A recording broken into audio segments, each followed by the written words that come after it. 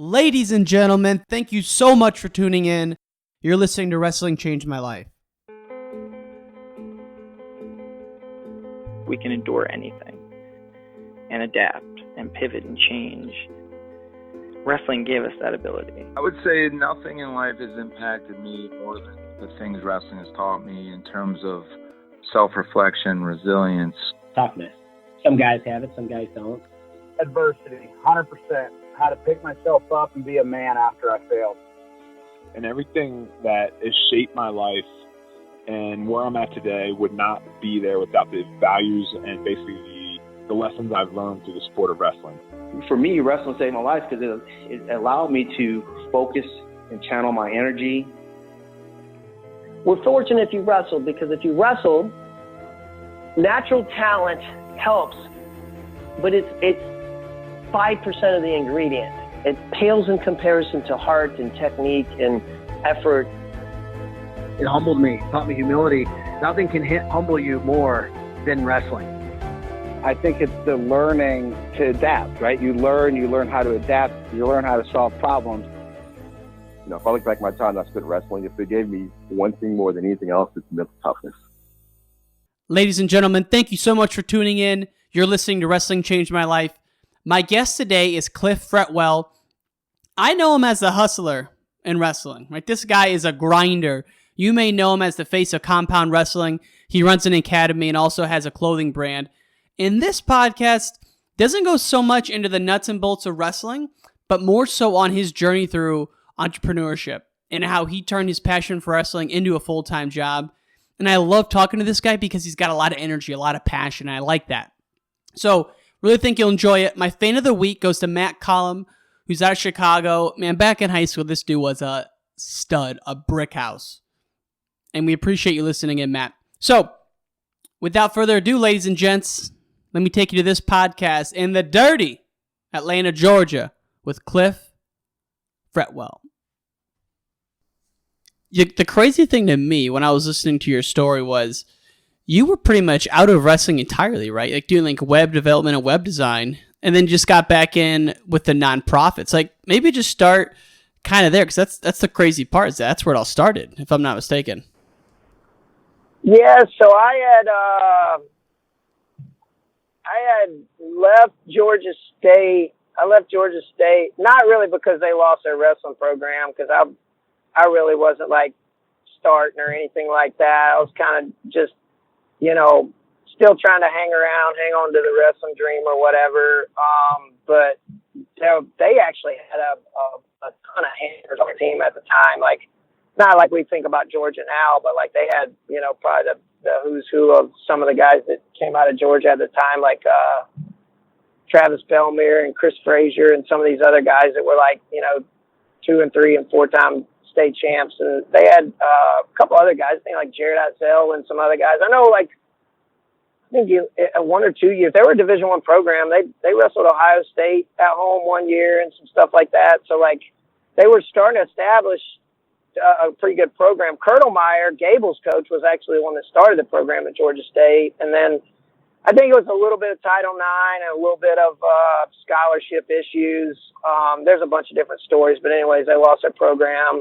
I kind of hung around for about another semester, I think, and then a buddy of mine convinced me to follow him to Art Institute of Atlanta to go to art school. And originally I was getting a degree I did get a degree in 3D animation and design, and was going to do engineering design and things like that in the 3D world. But when I graduated, the .com boom had just hit. So like everybody was looking for web designers and web developers. So I got a job at a startup through a buddy of mine and just pretty much learned how to do web design and development like on the job, and just had gotten into that and gotten into making money, and then got married and, this, that, and the other, and just started scaling away from wrestling a little bit, and it just didn't have time to do it. And I was fighting a little bit on the side.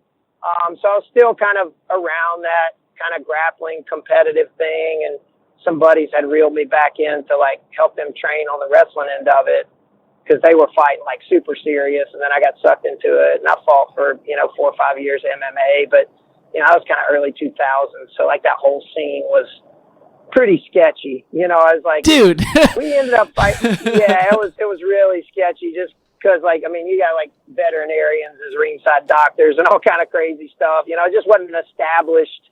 You know, the Georgia Athletic Commission didn't oversee anything. I mean, it was just kind of the wild, wild west. So, did that for a while, and it was fun. It was more of a hobby for me than anything. I mean, some of the guys I was training with, like, were trying to make it big. But Hustlin, who just fought on the last UFC card, he was like right when him and his two brothers came to Atlanta from Brazil. So they're early. They bought Fitness, that whole group that kind of started out there. You know, some of those guys are still active. Most of us are really old now, but yeah. And then I started creeping back into wrestling a little bit, and my oldest son came home with a flyer one day for, you know, middle school wrestling, and I looked into it, and it was one of the coaches that was coaching middle school when I came through, and he's a well-respected guy, so kind of started eking back into it and helping him out a little bit. And the high school coach that middle school fed into was like one of the legendary wrestling coaches in Georgia, Marty Hutzel. And I think he's only one of two coaches that are in the Georgia Sports Hall of Fame, one of two wrestling coaches. But he's kind of won everything under the sun, so I kind of got back into it. And, you know, he's 24/7 wrestling and got sucked back into the fold. And then my oldest son ended up doing pretty good in high school, wrestled at Indiana, and then, you know, the rest is kind of history. Started getting sucked back into the fold. You know how that goes. So when did your kid bring that flyer home? What year was that, do you think? Oh, man. It was probably still early 2000s. I don't know the exact year. He's what is he, 26, 27 now? So whatever age he would be in middle school. But it was a minute. I mean, it was probably, you know, I'd say 13, 14, 15 years ago, somewhere around in there. Probably 2005-ish, 2004-ish, somewhere around in there, I would guess. Dude, But how crazy is it to think that if you wouldn't have done that, you probably wouldn't have got back in the sport? maybe not. I mean, I might have gotten the itch later on, but anybody that's married with a wife that didn't grow up around wrestling can appreciate, you know, the dangers of diving back into wrestling and being an absolute, you know, a diehard obsessed with wrestling. I mean, thank goodness, you know, my wife, you know, over the years, like, come to really like the sport and understand what it's done for both our boys and obviously the hundreds of kids we've had come through our club or travel with us, and, you know, just the relationships and the people we've met. I mean, our you know, now we got 2 gyms, and the clothing company and our lives pretty much evolve around.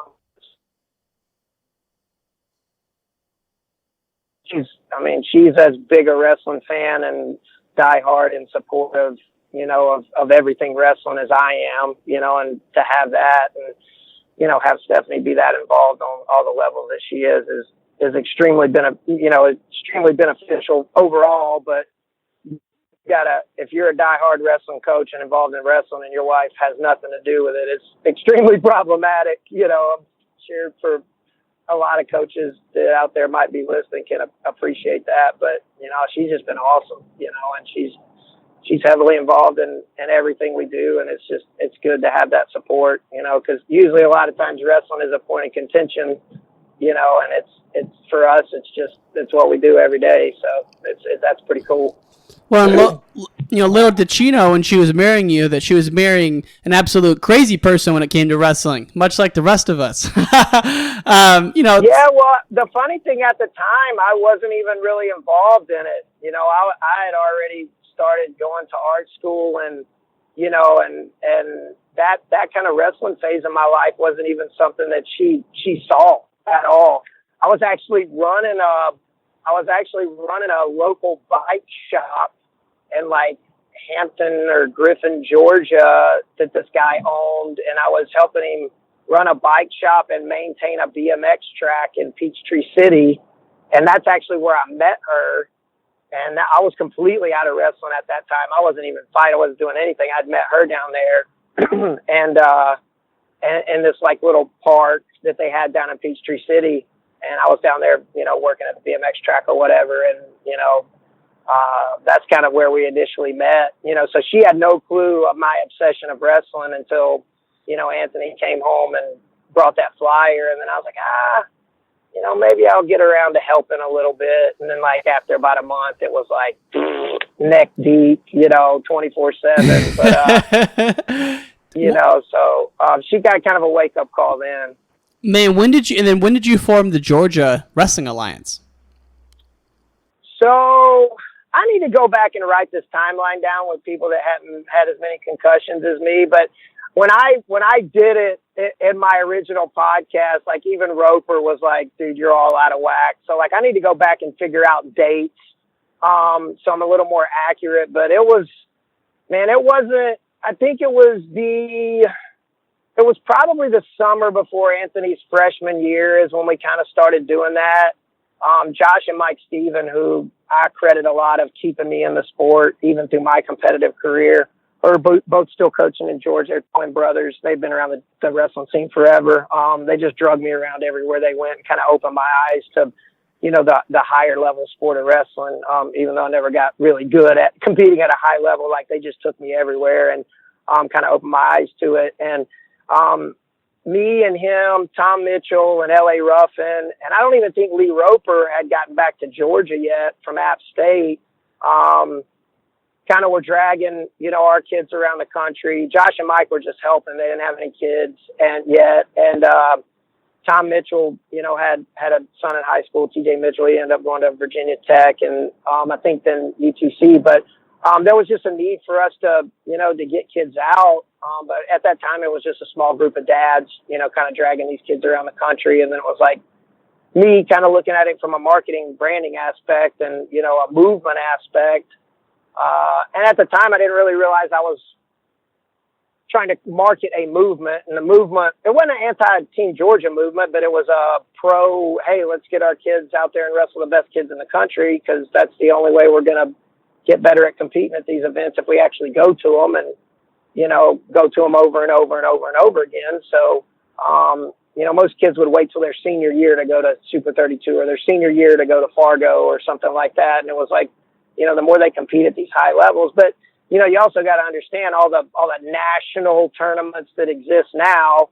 A lot of them weren't even around 10 years ago. And if they were tiny, more like local type tournaments. They weren't, what Super 32 and Iowa preseason nationals and NHSCA and, some of these tournaments are now, even like Disney Duels and Grand River Rumble and stuff like that are, thousands of competitors, just weren't even around or not even, have numbers back then. So, that's kind of where it started. And then, L.A. Ruffin at the time, his kid was younger. He wasn't a high school kid. And we were primarily going to high school events. And I was like, man, we need to do something on the youth level. So we started Team Minion, which is, still around today. I don't really have any involvement with it, but it's been one of the huge platforms for our youth kids to be able to travel nationally and around the country. And luckily for us, parents have taken it over, as their kids have grown up and moved on. Other parents that have been a part of it have taken it over. And, it's not always been ran the way I would have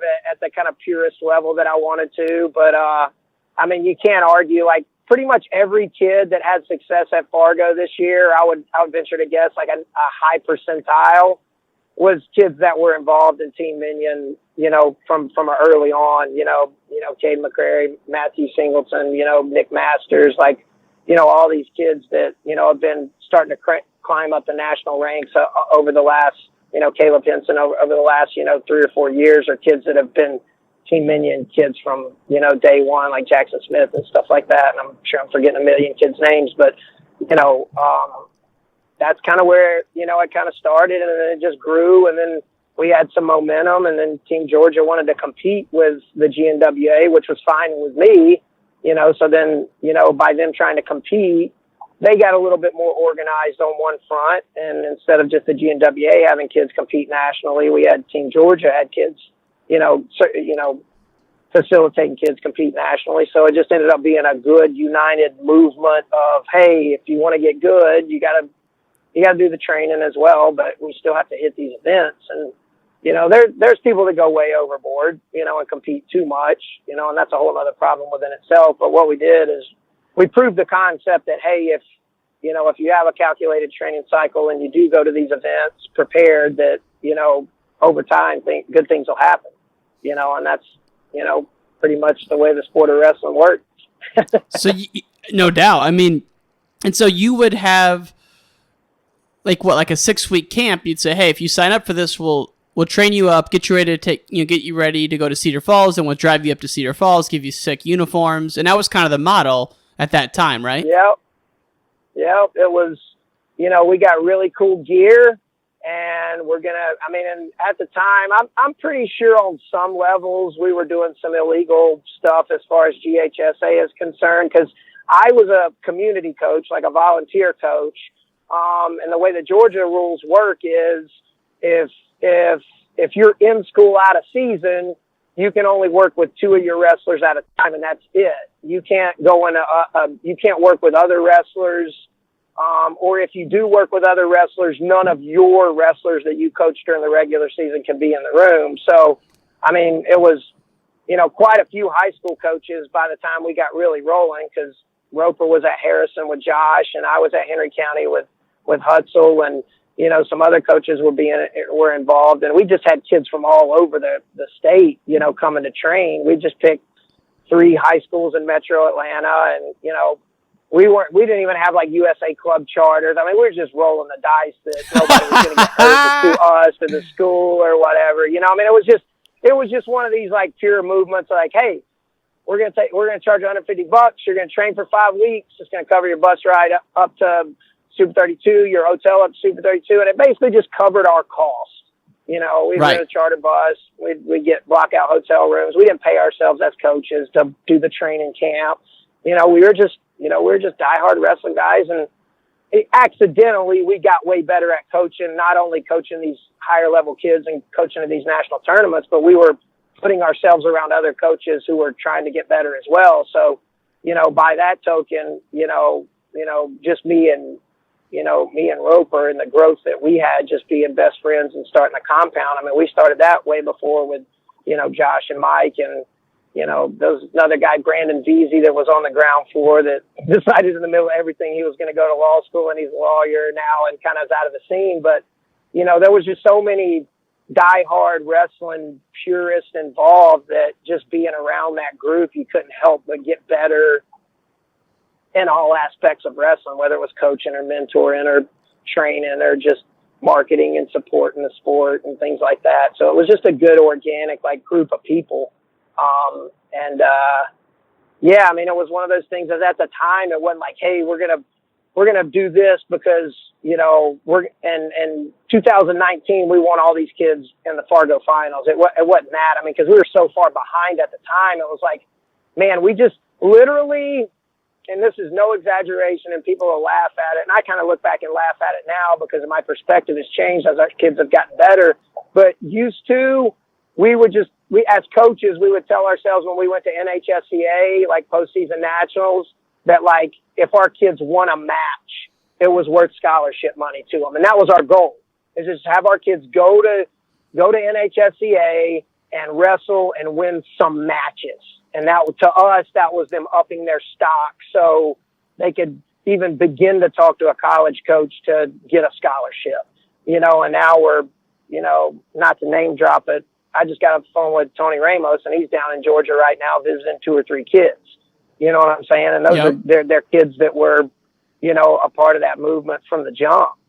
So dude, so you were just hustling, scrapping. It seems to me like you guys kind of had a chip on your shoulder because you kind of went against the powers that be in the state. Not against them, but you kind of did your own thing, and then overall it just helped grow the sport in general. Now Georgia's way 100%. Up.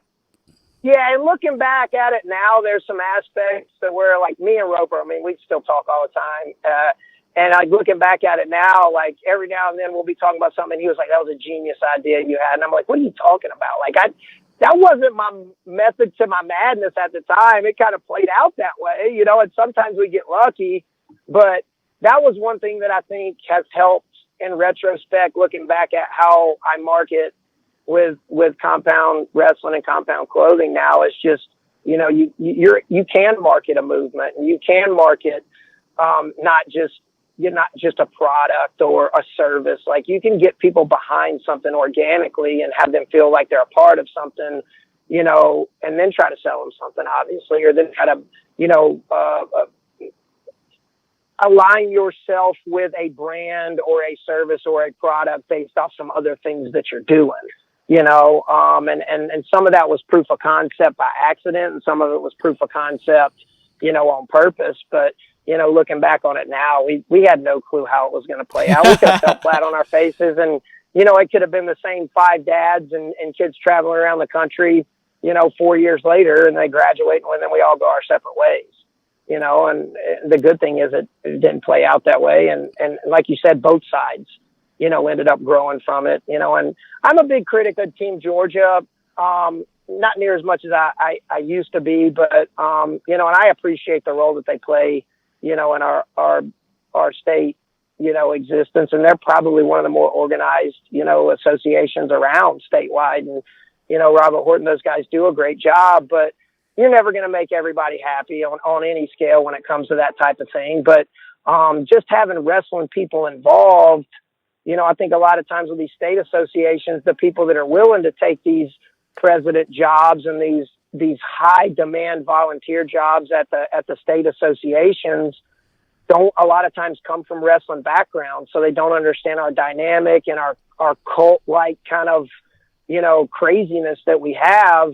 And can organize and appeal to that. But I think we're probably in the best phase, you know, Team Georgia wise that we've had in a while. And, you know, I can make tons of improvements by how I teach, train, coach, market with the compound, just like they can with Team Georgia. But, you know, I'm pleased at you know, the progress that we're having now and the opportunities that they're providing for these kids now. I really am. So, and that's the reason why we're having so much success right now on a state level.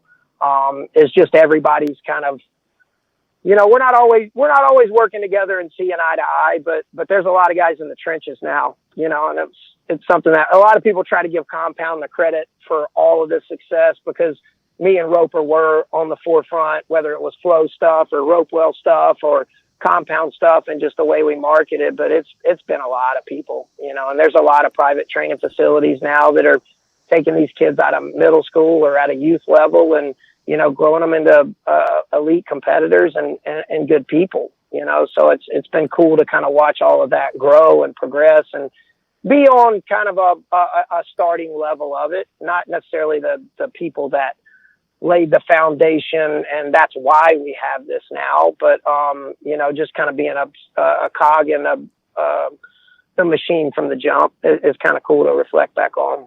No question, and I mean, people don't realize how much you did volunteer-wise and just out of love of wrestling before you started Compound. And you know, for those of the folks who don't know, you own Compound Wrestling as well as Compound Clothing, and we'll get into that in just a second. But you know, you were putting out content for Flow was that before or after Compound was started? Or was that kind of at the same time? Oh, I was way before. No, really? I was way before.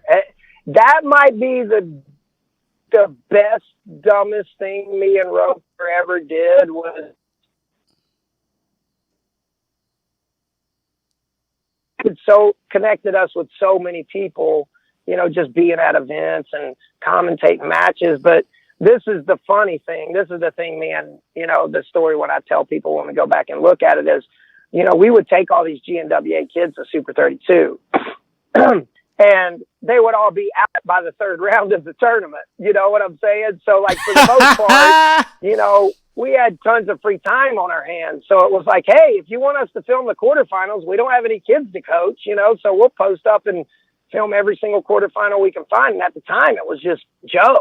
You know, it was Joe Flo, you know, who's doing the Grow Wrestling stuff now. He's not with Flow Wrestling anymore, but, you know, Joe Flo was he was the guy, you know, and we had our own cameras by then. You know, I went and bought some JVC, like hard drive cameras. Like there was only like a couple hard drive cameras you could buy back then, you know, like the mini DV cameras were a monster pain because there was no digital time code that you could, you know, just dump and split the clips up. It was just a nightmare. So as the hard drive cameras started coming out, you would literally just go sit down next to the mat with a tripod. You would film the bout number, when the bout started, so you could go back in the paper brackets and label the match, and then there was a certain way you had to label it, like, name, then VS, then name, then comma, then R, which was the round, and you had to put the round in, and then like the server would parse all that out, and half the time it worked, half the time it didn't work. You know what I'm saying? So like, and Joe's probably the best guy. I mean, we could sit around and do some coffee talk stories of some of our craziest like flow, experiences, but like we would literally have to spend all night labeling and uploading videos. But like once we did our first like big kind of national coverage, then people got conditioned to, oh man, well the quarterfinals were today and the quarterfinals got uploaded that night, so they were starting to get spoiled. So if we missed a quarterfinal match or something happened or this, that, and the other, there'd be people just blasting everybody to pieces. Like, why aren't the quarterfinals up? Why in this? And it's like, sometimes at the hotel Wi-Fi or internet, it wasn't even Wi-Fi back then. We'd have to plug straight in.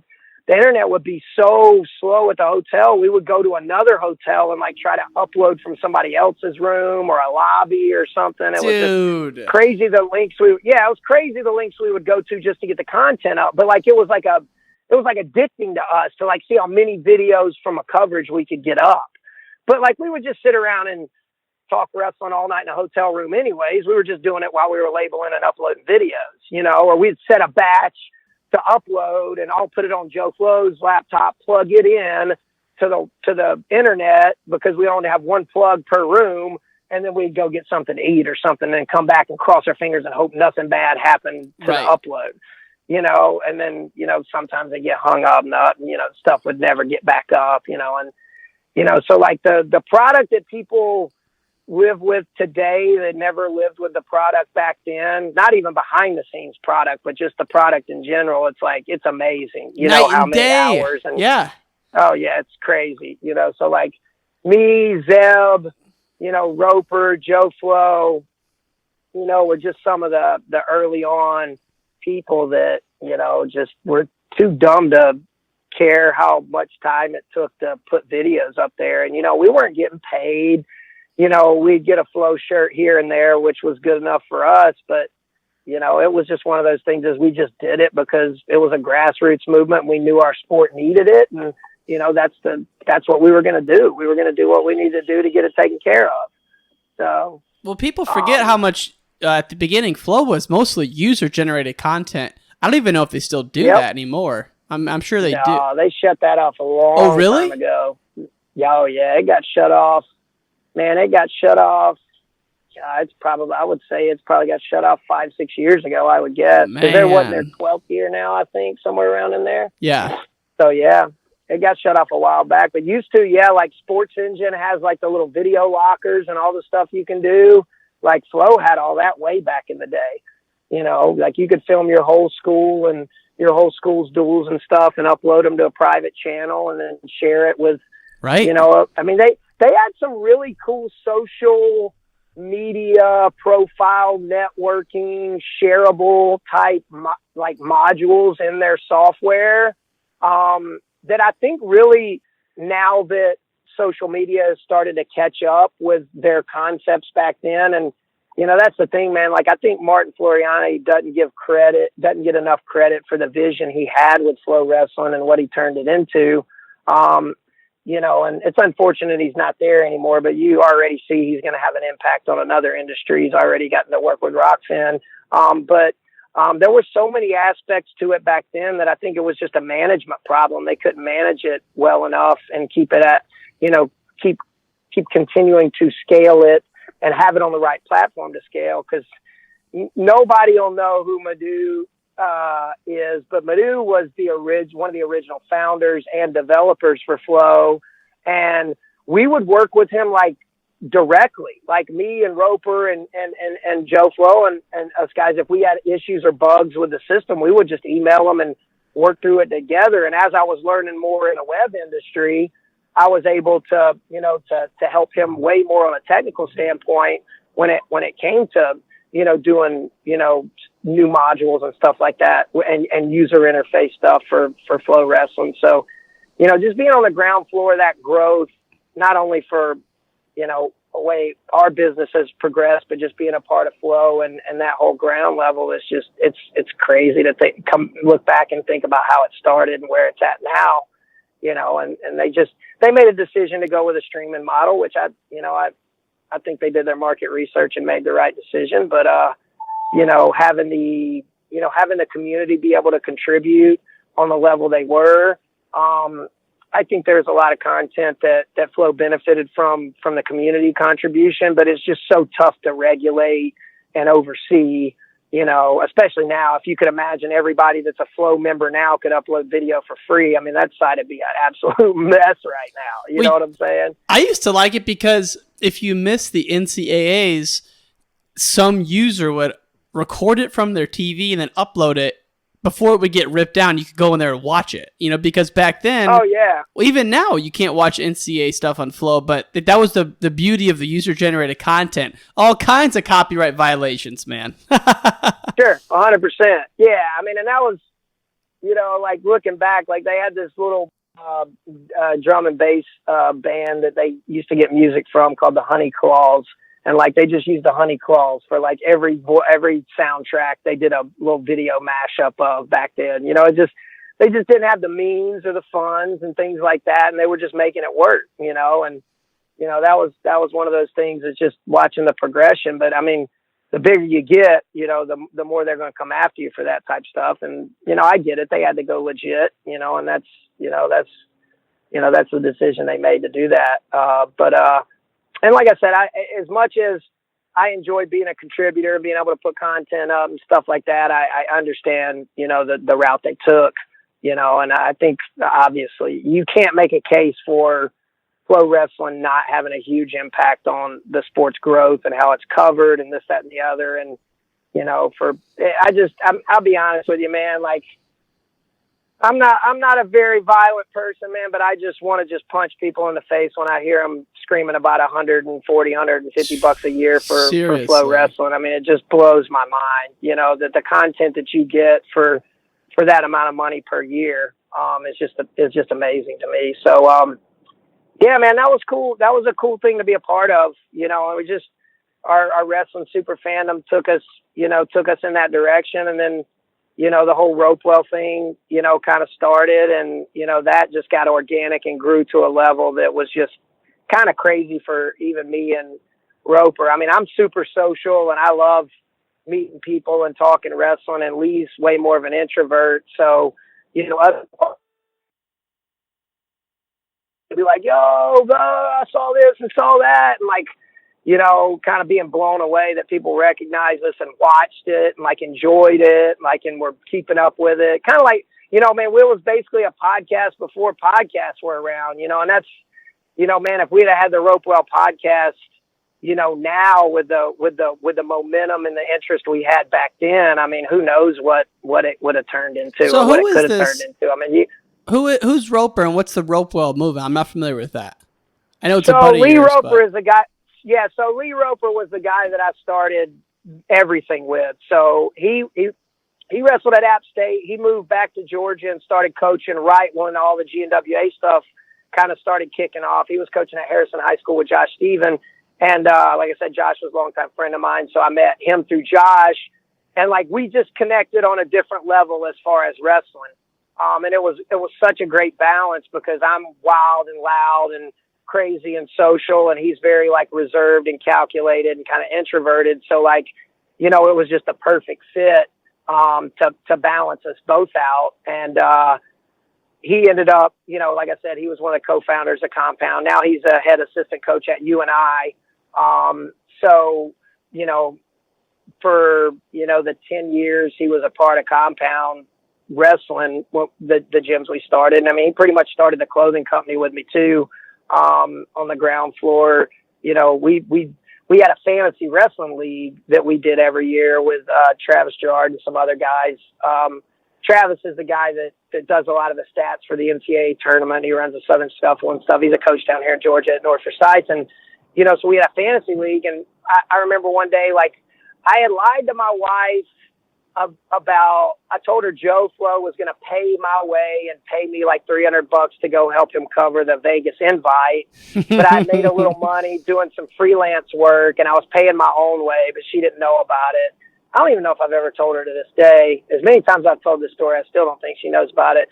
So I was getting ready to leave to go to the Vegas invite to help Joe Flo cover it. I think it was the year, and I can't remember. I think it was a year like that Julius had a crazy upset in like the quarters or something. I can't remember what year it was. But anyways, so I'm getting ready to leave, and me and Roper are like getting our lineups together for the weekend, because the Vegas invite's like the first big weekend where a lot of ranked guys hit each other in the season. So we're arguing about something, and I was talking about Frank Molinaro, this, that, and the other, and that's when I gave Frank Molinaro the nickname the Gorilla Hawk. We were arguing about something. I was like, you know what? I was like, let's film this. So when I'm right, because he was always right about everything. And I would just say dumb stuff, and he would always be right about it, because I didn't keep up with stats like him or this, that, and the other. And I was usually always wrong. And I was like, you know what? We're going to video this. So when you're wrong, I'll have proof that you're wrong, and we'll go back and watch it. He was like, no. And I was like, dude, honestly, let's video and just put it on Flow, the whole thing. And he was like, that's the dumbest idea ever. And I'm just like, he was like, nobody will watch it. And I was like, okay, well, let's do it anyway. So we did. And that was like the kickoff. So we started doing all these previews, and we would sit down. It would just be me and him talking about every weight class of all these tournaments. And we'd do Ironman, and, we'd do college, high school, preseason, postseason. And there's still a bunch of them up on Flow Wrestling. If you just go search for Ropewell, there's a ton of them up there. And then over the years, as we got better at them, we got a little fancy backdrop. And then every now and then we'd have guests come in and, be a part of it. But for the most part, it would just be me and him in the middle of the night when I got home from work, talking about wrestling and videoing it and throwing it on Flow. And it was basically what Flow Wrestling Radio Live is now. We just did it way back early days of Flow, and it was just all video. We didn't put the audio out or anything like that. And it just kind of blew up, way bigger than we thought it was going to be. And that's when like we started getting associated a lot more with Compound, because we had started the gyms by then. And, so we were taking kids to tournaments, and we'd have our Compound stuff on in the Ropewell previews, and people started associating, both of them together. So that was one of those accidental. It was huge for brand growth for the Compound, but we just really didn't set out to do it. Now people, set out to create content to use to market their, business, which I still do today, and it's a huge part of, how our brand has grown and continues to grow and things like that is, to put the content out there. But at the time when we were doing it, we were just doing it, to preview wrestling tournaments and put video out on the Flow Wrestling website. So, dude, so that's what's awesome about this whole story is, if I look at Compound now, I'm like, man, how can I get there, right? How can I make my job, my love for wrestling, and sell awesome clothes and put out really sweet content and I don't want to do the coaching part anymore. I used to do that with my brother, but just more so on the media and the clothing side. But people forget that you guys are putting out content for years and years, going to God knows how many matches and tournaments before you kind of went out with Compound. And now you're running this business. You have the training facilities as well as the clothing company. Kind of as we wind down, I was hoping I could run just a couple rapid fire questions at you, more so about business and marketing and kind of how you guys got to where you're at today. Sure, man. I got plenty of time, man. Cool. Fire away. Awesome. So what are some like crazy stories or I guess stories or like obstacles you guys ran into when starting like the t-shirt business, for example, or when you started the wrestling business? Because it seems like you guys kind of learned along the way, but any major things that jump out to you there?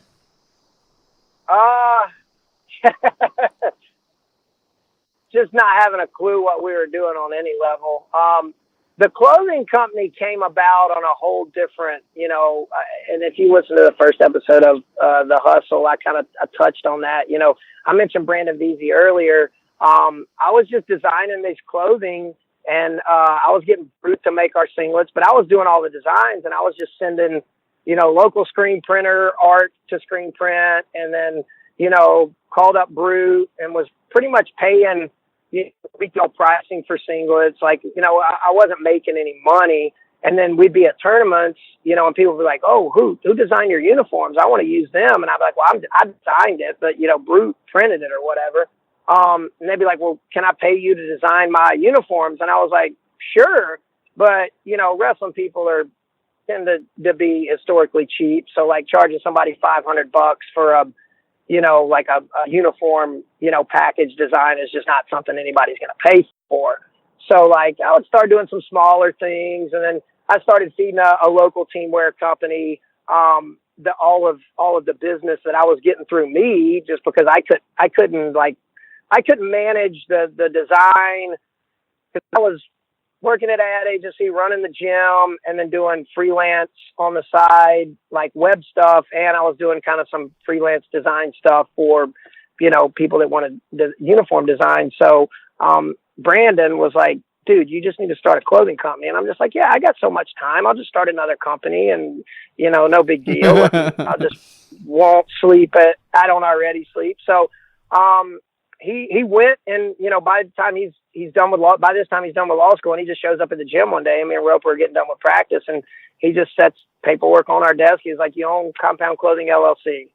And I'm like, you're an idiot. I'm like, I'm never going to do anything with that. And he was like, yeah, you are. He was like, I know you. And he was like, it might sit here for a month. He was like, but you'll do something with it, because it's going to bug you on the fact of what it could have been, and you'll follow through with it. You'll at least give it a shot. I know you. And I've known Brandon forever, and he was right.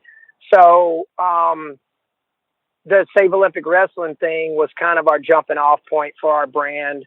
Wrestling got taken out of the Olympics. I designed these Save Olympic Wrestling shirts. I created the Save Olympic Wrestling Facebook page. Like the day it happened, the morning it happened, I designed the shirt. I created a Facebook page. Facebook page it had like 40,000 followers by lunchtime that day. Damn. It ended up capping out at like 120 when it was all said and done. But I was just putting the shirts on there, and then I was like, hey, when you buy a shirt, send us a picture, we'll post it. And it just became this huge organic thing. And we sold, 9,000-10,000 shirts all over the world.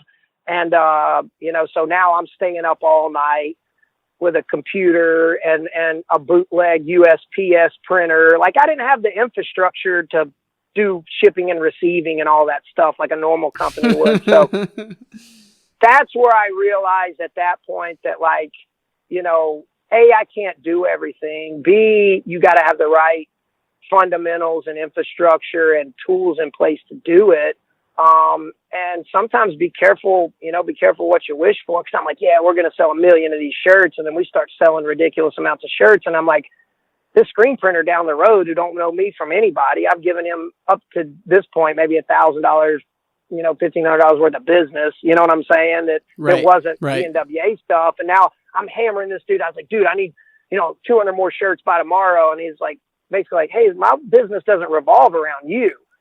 So supply and demand became this huge like reality check for me. It's like, okay, well, I can't just go down here whenever I want and this, that, and the other. But when we decided to actually make the clothing business like a thing, we had no clue how to print a t-shirt. We had no clue what materials we needed, what type of equipment we needed. Everything was trial and error. And it just, we broke so much stuff and ruined so much stuff. And, we'd go buy expensive equipment with the freelance money that I was making, and we'd ship in and buy this equipment and then realize it was the wrong equipment. And it was a ton of trial and error. But the beautiful part of that is like, I wasn't completely dependent on the clothing at the time. I was still doing some freelance work. My wife was working at a law firm. So we were still stable. Now Roper jumped in head first, both feet, quit his teaching job, and he was running the gym. And that's all he was doing at the time. And then I ended up, Verizon was one of our big clients at the ad agency, and I was one of the art directors, and they lost a big account. I ended up getting laid off, and I came home, and I just told Roper, I was like, man, I think we can make this clothing and wrestling thing work. I don't know how, but I think let's try it. And like, of course, asking my wife if I could be a wrestling coach and start a clothing company on the heels of me getting laid off probably wasn't the most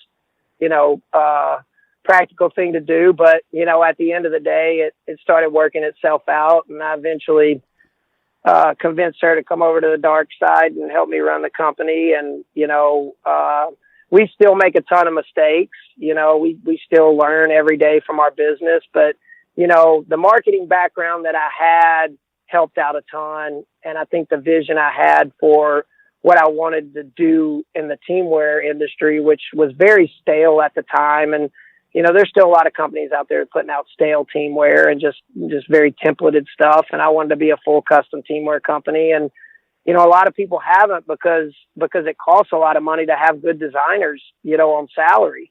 You can't pay good designers 30, 40 grand a year. I mean, if you want a good agency level designer, I mean, you got to spend some real money, and having that overhead is something that a lot of people don't think is important to have, and it's something that we see a lot of value in. And, that's how I think we've kind of put a decent footprint in the market, is having a look and a service that a lot of other people aren't willing to provide. So, I think that's been a nice little niche that we've carved for ourselves, but it's definitely been a challenge, and keeping good talent on the payrolls. Every business's challenge, whether it's coaches, because we've had coaches come and go. But to me, if it's a springboard for the next phase of their life, I'm okay with that. Even sometimes, departures aren't the best, when it comes to employer. I like to think at the end of the day, if they're bettering themselves, and we're a little bit of a springboard for them to move on in their career, give them a skill set to move forward in their career, I think it's kind of an admirable approach I want to take. Sometimes, people leave and go start competitive, businesses, and you got to deal with it. And, that's the life cycle that pretty much every business lives in, that's trying to grow and add top tier talent, to their roster. Is, people are going to go, and some people are going to go and turn around and compete against you. And, I don't hold anything back with employees that we have, as far as trying to teach them every aspect we can about their job or our business or where they want to be in the future of our business. But, that's probably the biggest learning curve for us still, is just, what direction we want to grow our business, how we want to grow it. I mean, we're dealing with seasonal markets, right? So if you only want to do wrestling teamwear, I mean, you're dead for several months out of the year. Right. And if right. you have a healthy staff, they can only sweep and clean up and do, maintenance work so many months out of the year. So how do you fill those voids of seasonal teamwear? Well, you can go get other sports, but, getting into other sports and other markets is usually a challenge when your footprint, your expertise, your network, everything that you have that you built this business on is in a huge footprint in one market. So you got to go learn other markets. You got to take chances. You got to hire talent that can speak to those other markets and sell to those other markets and resonate with those other markets. So that's been something in the last couple of years, that we've done a lot of research and tried to build in the right direction for, with our sales staff and things like that. And, it's a business, so it's a constant challenge, and it's not always sunshines and lollipops, but at the end of the day, we control all our big wins, we control all our big losses, and, just own them and move forward, and try to learn from them either way. That's it, man. And honestly, dude, there's so much more I want to ask you about, like entrepreneurship and social media, but I know you got to get going. Actually, I have to run as well, but maybe I could have you back on at some point, because there's a lot around just the digital stuff that I haven't even got into yet, man. But I really, really appreciate the time, man. You're an inspiration to me, and I keep following and just keep on doing it, brother, because it's awesome to see. Anytime, man. Like I said, I mean, it's still kind of weird for me to be in this, I'll get DMs and stuff from whether it's kids that I did a camp for, or people like you that are trying to find their way in the, in the business world. And it's still kind of surreal for me to people be like, hey, like, I look to you as like the model, or you did this and you did this. So I still don't see myself in that light. And I totally appreciate that I can be that guy. But man, I've had so many amazing people help me get to where I'm at right now. It wasn't just me and Roper and my wife. I mean, I got some great mentors that I can call, and they'll tell me the truth, man. You know, I'll call them and be like, hey, I got this problem, or I'm doing this and I'm doing this. And I got good mentors that'll tell me the truth. They won't sugarcoat it and let me feel sorry for myself. I mean, they'll guide me in the right direction, and they'll pick me up when I need to, but they're just like a good coach, man. They build me up when I need to be built up, and they break me down when I need to be broken down. And that's one huge thing that's, you know, helped us get to where we're at today, is just having great people around us, you know, that some of them don't even have a vested interest. You know what I'm saying? Some people just, you know, they know what we're about and what we're trying to do, and they don't mind helping out and giving their perspective. So, anytime we can make it work, I got no problem. This is something that, you know, that is definitely important, and I talk and think about it a lot and explore it a lot. So yeah, man, anytime, man, just holler at me. I'd love to chat it up. Will do, brother. Take care, man. Thank you. That's the end of this episode, but definitely not the end of the show. For more episodes, please go to wrestlingchangemylife.org. Subscribe to us on iTunes. Give us a star rating. Show the love, baby. Show the love. Thank you so much. We'll see you again soon. Peace.